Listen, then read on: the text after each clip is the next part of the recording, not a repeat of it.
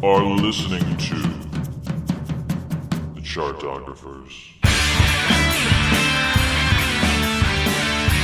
Hello! Chartographers, this is the Happy Hour Minisodes. Guys, we just did a Death Cab for Cutie Rankin podcast. We went ahead. We Rankaroo. I don't know why I was using that word during the podcast. You did it twice. I know. At first it was starting as a joke. I'm like, no, I just got to go with it. So that's what I did. So guys, I'm here in the studio. It's me, Evan Sadi, your host. It's co-creator Taran O'Reilly. It's the sister of Taran O'Reilly, Kerida O'Reilly. The better O'Reilly. We'll have a ranking podcast for that later on. Don't worry about it. Don't dare. Remember that sex we were planning on having? So, Ever again? So, I mean, the only thing I will say is I think that there will possibly be other future O'Reillys, but they're a very music-heavy family. But, guys, we're talking about Death Cab. There's at very least 3 things that we need to accomplish in this happy hour episode. Number 1, we're going to rank every Postal Service album from worst to best. Number 1. Number 2, we're going to do our best Ben Gibbard vocal impression as a Muppet. And number 3, well, the one we have to ask during every happy hour mini. So, guys, what's the worst Death Cab for Cutie song? Oh, the worst. Yeah, because there is a lot. There's some competition. There's some competition. Yeah. Okay. Well, first things first. Give Up is obviously the best Postal Service. Oh, really? I feel like that's controversial. Not Give Up 10th Anniversary Edition? Like, that was pretty out of there. Actually, if you are a Postal Service fan and have not listened to the remastered edition, You definitely should. You definitely should. It really brings the album to life in an even bigger way. It's very nice.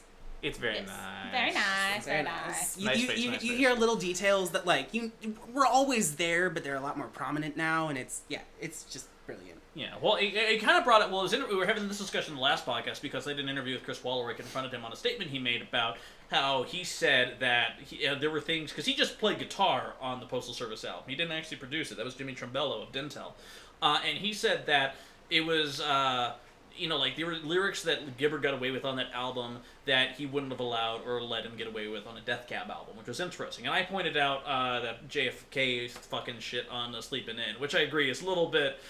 Okay, Ben, you can calm down now. You're not a fucking story. This ain't Bill O'Reilly's killing JFK. All right, this is fine. But but I feel like and there's other ways. Although when I think about it, and you were saying at the very end of New Colony, the very last song. No, Natural Anthem. Natural Anthem. Sorry, I was think thinking about that. I yeah. think. Wait, is that the one where I'll be the? Oh no, that's Brand New Colony. I was thinking about the right one. It's Brand New Colony has a lot of choice lyrics. Brand New Colony is definitely the one I was thinking of. Sorry. The I'll be the fire escape that's bolted to the ancient brick where you will sit and contemplate your day. Yeah. Also, in fucking Codes and Keys, there's that line about how what was it? Home is on Fire, where he's like afraid of bricks. Where I'm just like, what the fuck are you doing, dude? Why are you afraid of bricks? You sing about bricks all the time. Yeah, missed that one. I must have missed that one. He's a brick I'm sleeping and in that he's one. drowning slowly. Shared reaction. You got a to the full O'Reillys. grown Full from that O'Reilly one. grown right there. But man, when I think about worst song, again, much like how we on the Kanye podcast, my instinct goes immediately to Kintsugi. But let's give a look here. Yeah, no, I mean, take a second, because this is... Hold No Gun. I think I don't like Hold No Guns because it makes no fucking sense, and it so clearly tries to be profund. Well, it's not even that that lyric is terrible. Mm-hmm. It's like, don't be afraid of me, look at my hands, I hold no guns. But that's the worst. It's not a good song title. It's not even tactful, even and like it's an not, artistic sense. Right, Yeah. and it's not, there are better ways to say that sentence. Oh, but there's so many choices off Codes and Keys. Doors Yeah. Unlocked and Open is still I was Talking going to go Bird. for that one. Doors Unlocked and Open. Yeah. Talking Bird. Yeah. Why Do You Want to Live Here is also up there too. I can buy it. I can I think buy Why like Do You funny Want to bad Live though. Here. Yeah, it's I don't know. Yeah. I'm okay with that one. Yeah, well, yeah. That one again, I can get the intent. I can be like, yeah. God, just because I'm down to it, I really want to say Talking Bird, but my heart's still with his Doors Unlocked and Open, a song that does not need to exist. I'm actually gonna go with You've Haunted Me All My Life. Good choice. Good yeah. choice. You've haunted me all my life. Guys, I mean, literally, you listener at home, think of a Ben Gibbard lyric and be Kermit the Frog. It's the best. It's Kermit the Frog and flannel. Wait, that's all it is. Is that what we're doing? Is it not? I'm just doing Ben Gibbard. Oh. Are we doing Kermit the Frog? Is that what's As happening? Ben Gibbard. I just thought you said he sounded like a Muppet, and so that's... It's like the same thing, though. Right. that's Papa, this is the sound of settling. okay, yes, that was Kermit the Frog. Wait, what was the one about, you wanted to do marching bands in Manhattan? if I Oh, could open my mouth wide enough for a marching band to march out. They would make your name sing. You guys are really getting Terrence's face as he lights up like a Muppet when he sings that lyric. It's kind of amazing.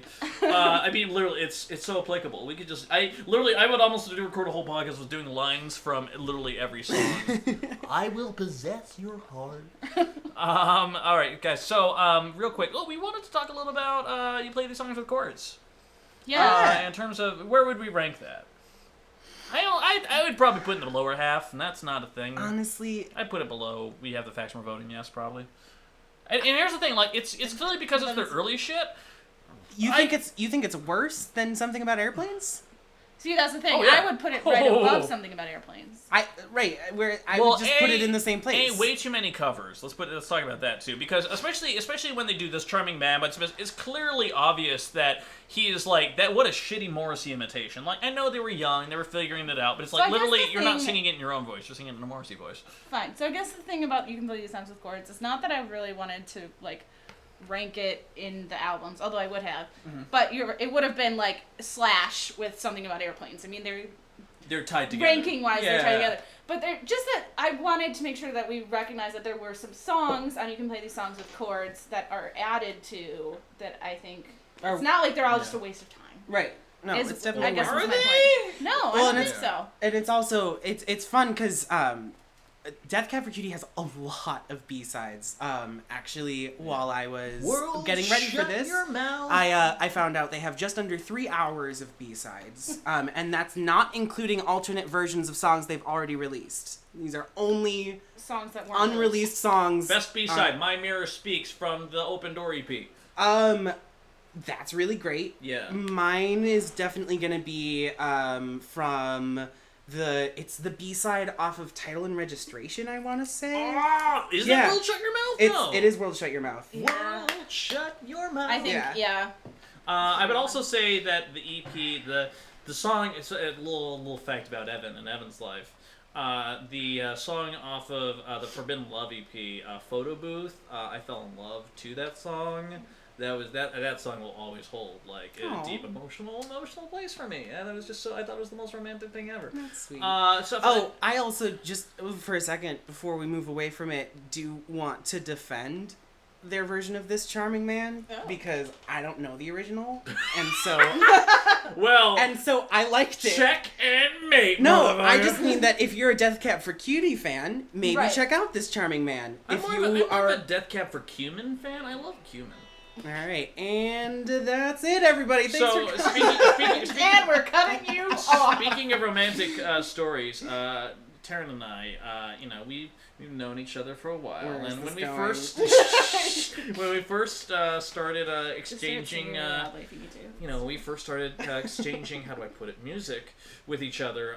We wound up a lot of different stuff. We were figuring out each other's styles and tastes, and early on in the let's give each other music process, I'm like, oh, you like Death Cab for Cutie? Let me give you Ben Gibbard's solo album. Because I'm like, hey, you might like it, but, baby, that was, 2 years ago? Mhm. Have you listened to it? No. I tried. Yeah. I started listening to one of the songs and then I was like, this is boring. So I would listen to something better It's not instead. great. I feel like, again, Yeah, well that's the thing, is Yeah. that I'm pretty sure you prefaced it while you were giving it to me with, it's not great, but it's worth a listen, which when over the course of the past 2 years, you've given me over 2 days of music that I have still to catch up on. So I'm sorry, it's just not a priority But if you here's- preface it with, but it's not great. Here's the thing about Ben Gibbard's solo album, though. It's not great, and you need to know that going into it. I'm really curious. Have you listened to it? No. Okay, cool. It's the blank stare I'm right. doing, but I'm like, okay, they're having a moment. But it's good that we're doing this band because Taran, in his top 10 albums of all time, is Postal Service. Me too. Number one. Number one, actually. My number one album of all time. Yeah. Is the Mine's Postal not number Service. one, but it's in my top 10. Yeah. For sure. What is your number And one? you're gonna put me on that spot, aren't you? Yeah, I'm not yeah. gonna be able to It think came of up. Which Raffi album is it? Is it his punk album? Ring, ring, ring, ring, ring, ring, ring. Bananarchy! It's definitely Bananarchy. I don't want this fucking...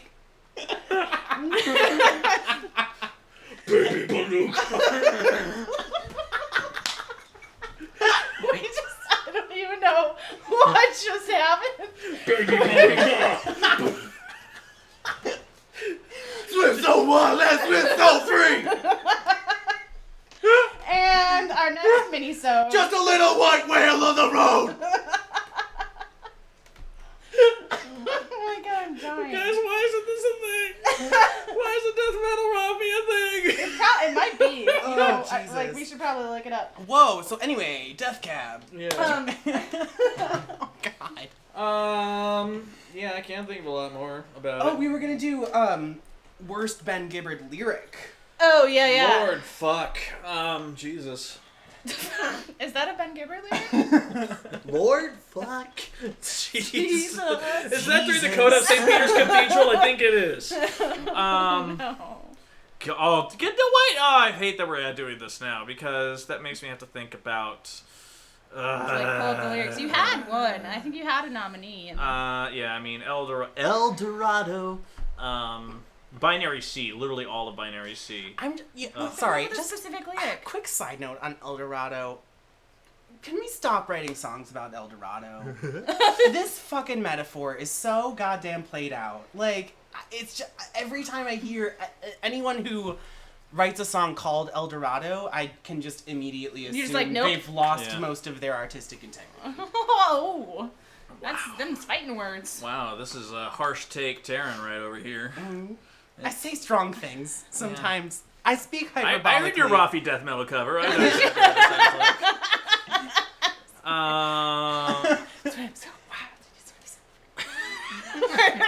God. I would almost argue Stay Young, Go Dancing. Life is sweet in the belly of the beast. In the belly of the beast. Okay, that's not great. No, That's that's not great. not- that one's up there. I'm there with you. Um, Actually, I just don't remember bad Oh, lyrics. fucking just, no, never mind. You are a tourist. Every line off you are. I was When gonna go with there's you are a a tourist. burning in your heart. Yeah.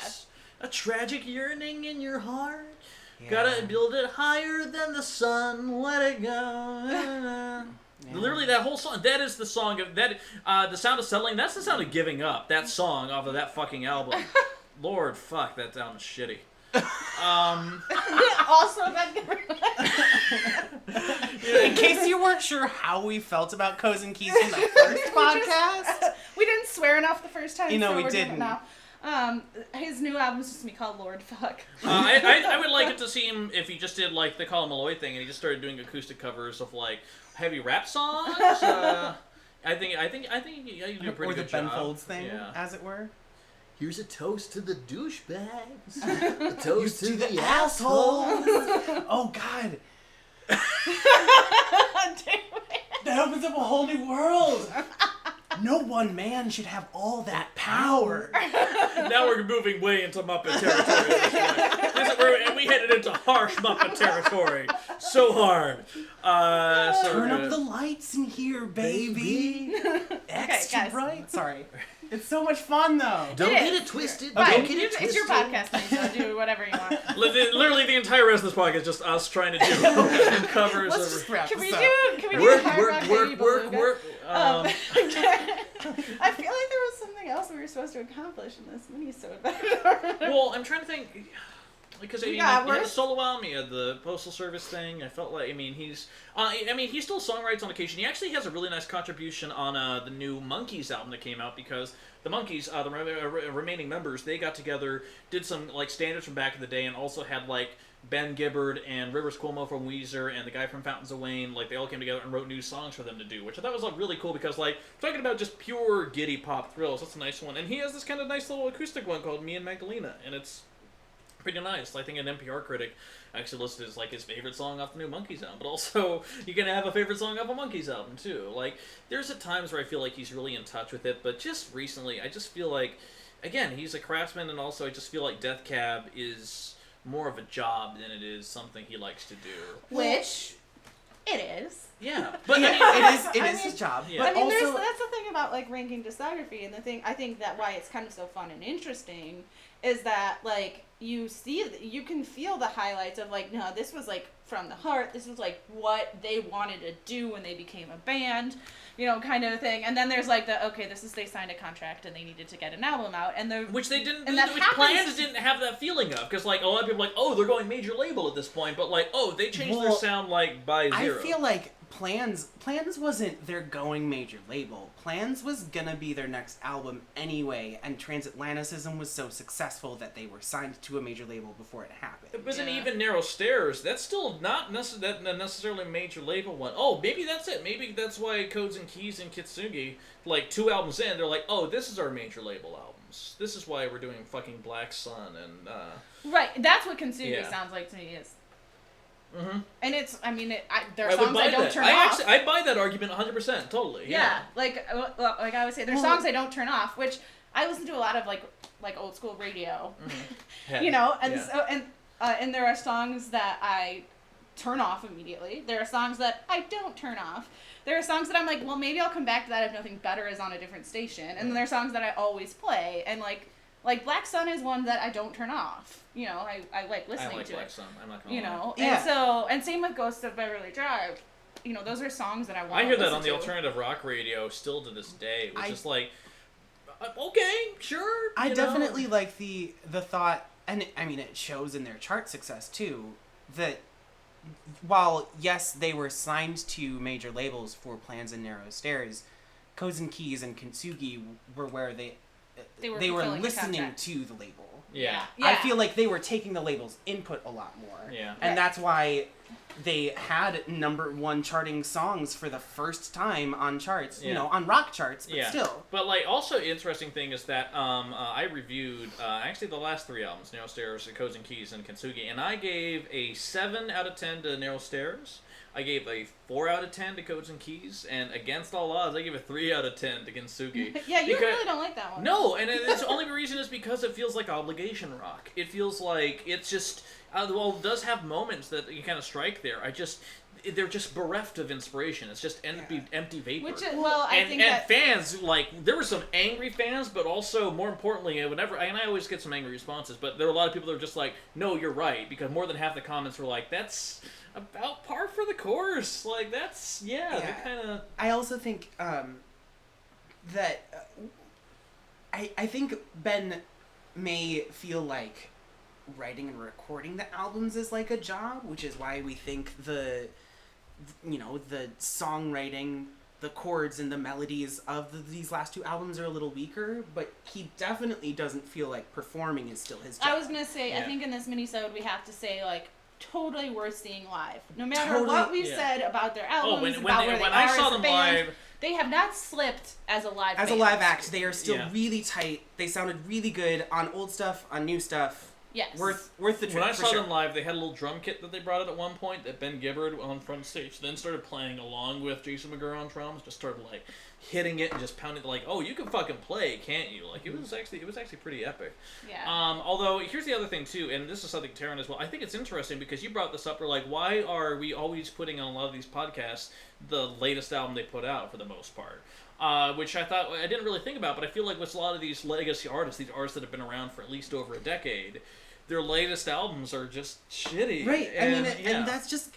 I genuinely don't think that we're necessarily being harsh on like, oh, their old stuff's classic. I genuinely think that for a lot of these groups that we're doing, their latest stuff is bad. Right. Well, and it's not just that it's bad. I think it's also, unfortunately, the fact of the matter is that when you turn 40, you're not gonna be as creative with your music as you were when you were 20, and that's just a fact. Your brain doesn't work the same way at that point. Right. Yeah. So, if they don't, if they're an act that, has a huge reputation and they are just gonna keep doing everything themselves and they're not gonna, bring someone in that's gonna push them, then the quality is gonna steadily go down. Yeah.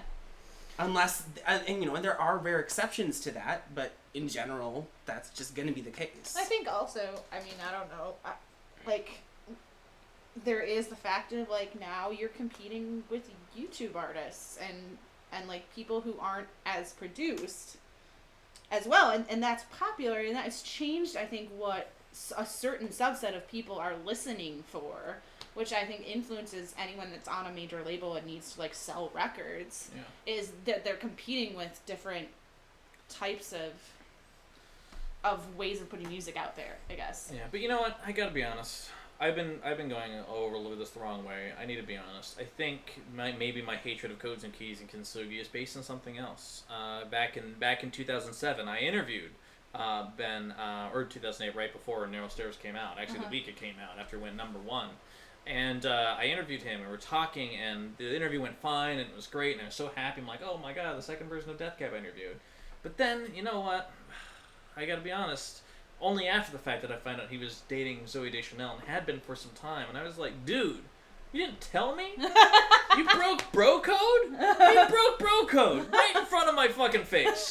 It's like, dude, and by front of my face, went over the phone. Maybe I just hold that resentment. And that's just, I can't deal with that. Kerida made a terrible joke about Codes and Keys while we were in the car. So we're listening, and he made the comment about, this just makes me want to, bop along with a big goofy smile on my face, and I was like, well, is he, too in love during this album? And Taran was like, well, kind of, yeah. And I was like, and then I'm listening more, and I'm like, and this is his love songs to Zooey Deschanel? Nothing about this album says Zooey Deschanel at all. So if we're blaming it on her, so to speak. Yeah, she really Yoko Death Cab real hard. Yeah. Do that, Zooey Deschanel. Zoko. So Zoko, Taran's like, maybe that's why they broke up. She was like, this is the album I inspired. God. I would love it. She listened to that album. It's like, oh, wow, this is who I'm fucking married to? Jesus Baby, Christ. we're over. I'm sorry, Jesus this is Christ. done. Guys, get hashtag Zoko. Oh no, get that trending. I think that could be a thing that's happening. I think we're good, guys. I think we're solid. I honestly think that you can't get more Muppety than imagining Kermit the Frog on a log looking at Miss Piggy, or looking at her from afar during a fucking movie sequence, and him going, You can do better than me, but I can't do better than you. Guys, you've been listening to Chartographers. Thank you so much for listening. Keep on listening, because you know that we'll be. I'll talk to you soon. Check us out, Facebook and things, and I'm done. Facebook, Bye. sure. Bye. I'll see you later. Bye. Bye. Bye.